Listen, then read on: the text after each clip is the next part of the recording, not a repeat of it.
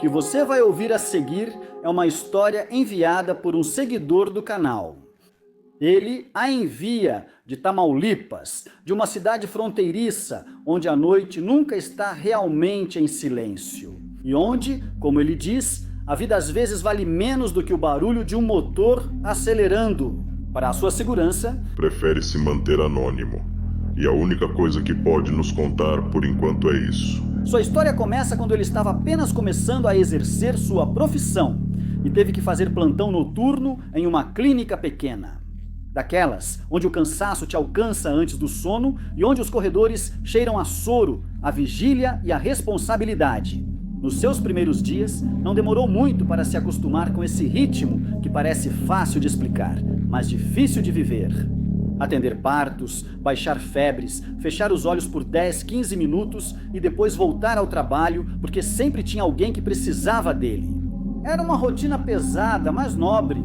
E ele, apesar de ter nascido em um estado que, com todo respeito, é um dos mais quentes do país, nunca tinha tido contato com pessoas da vida errada. Nunca havia presenciado um tiroteio, um sequestro ou ouvido um grito de guerra, nem imaginado como seria sua primeira vez, mas naquela noite ele descobriria.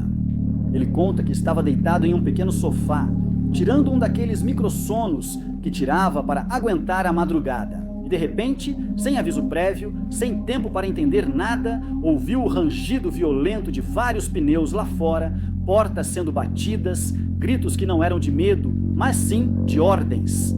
E antes que pudesse reagir, eles já estavam dentro da clínica, entrando direto na área de emergência. Não pediam dinheiro, não ameaçavam para assaltar, não estavam ali para causar confusão, estavam ali por uma razão muito específica, traziam alguém gravemente ferido e precisavam que fosse atendido. Ele sentiu um medo que nunca tinha sentido antes, porque era a primeira vez que essas pessoas estavam a menos de 1 metro dele. Era a primeira vez que via armas longas àquela hora, naquele lugar, tão perto do seu rosto. Tudo aconteceu rápido. Ele e alguns colegas montaram um centro cirúrgico improvisado, usando o que havia, o que dava, o que era possível. Luzes, pinças, gases, o indispensável para tentar salvar uma vida. E foi então que entrou uma pessoa que parecia ser o líder, um homem vestido com roupas táticas, muito parecidas com as que os militares usam. Sua presença preencheu o espaço sem precisar levantar a voz, e sua única ordem foi tão fria quanto direta. Você vai salvá-lo, porque se ele for, você vai junto com ele. Nesse momento é ele quem diz isso. Ele sentiu como se duas coisas colidissem dentro da sua cabeça, o juramento hipocrático e o instinto primitivo de sobrevivência. Porque uma coisa é te dizerem na universidade que o médico deve estar pronto para tudo, e outra bem diferente é operar enquanto um homem armado aponta uma arma para a sua cabeça. Ali não há manual, ética inabalável ou experiência suficiente, só uma verdade: se você falhar, morre. Naquela clínica não havia insumos suficientes para um caso assim.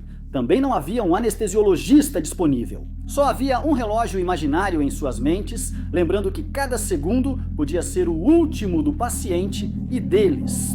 Tiveram que suturar, extrair fragmentos de bala, improvisar, anestesiar, limpar, como podiam, rezar sem dizer, e enquanto faziam isso, ele sabia perfeitamente que naquele instante estava cometendo um crime ao não reportar ferimentos por projétil ao Ministério Público. Mas numa situação como essa, esse protocolo simplesmente não existe. Não é que você não queira cumprir, mas se o fizer, não sai mais do centro cirúrgico.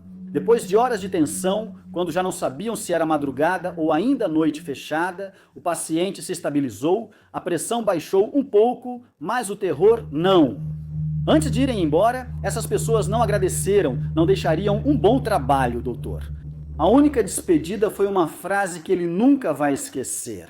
Aqui nada aconteceu e ninguém viu. Com os anos conversando com outros colegas no estado, você entendeu algo que ninguém te conta quando estuda medicina e que nunca está escrito nos livros? Em lugares como Tamaulipas, muitos grupos da vida ruim às vezes deixam dinheiro e às vezes não. O que eles sempre deixam é um médico, com as mãos manchadas do líquido vermelho da pessoa cuja vida acabaram de salvar. e deixam um segredo que esse médico terá que carregar por anos. Um silêncio forçado, uma lembrança que volta nos sonhos e uma pergunta que ninguém quer responder. O que teria acontecido se aquele homem não tivesse sido salvo? Essa história é apenas uma das muitas que os médicos vivem em áreas perigosas do país. Heróis que foram forçados pelas circunstâncias, não escolheram um lado, nunca quiseram estar ali, mas foram arrastados para a linha de fogo, obrigados a usar seus conhecimentos para salvar aqueles que tiram vidas. Enquanto isso, alguém apontava uma arma para pôr a cabeça deles, para lembrar que, naquela noite, a vida deles também estava em jogo. Se você também tem uma história que queira contar, mande para o meu Coranil, para o meu e-mail ou para qualquer uma das minhas redes sociais. Vou ler assim que puder. Obrigado por assistir ao vídeo. Isso ajuda muito. Se você der like, comentar ou compartilhar, e se gostar desse tipo de conteúdo, pode se inscrever. Agradeço muito, a gente se vê na próxima.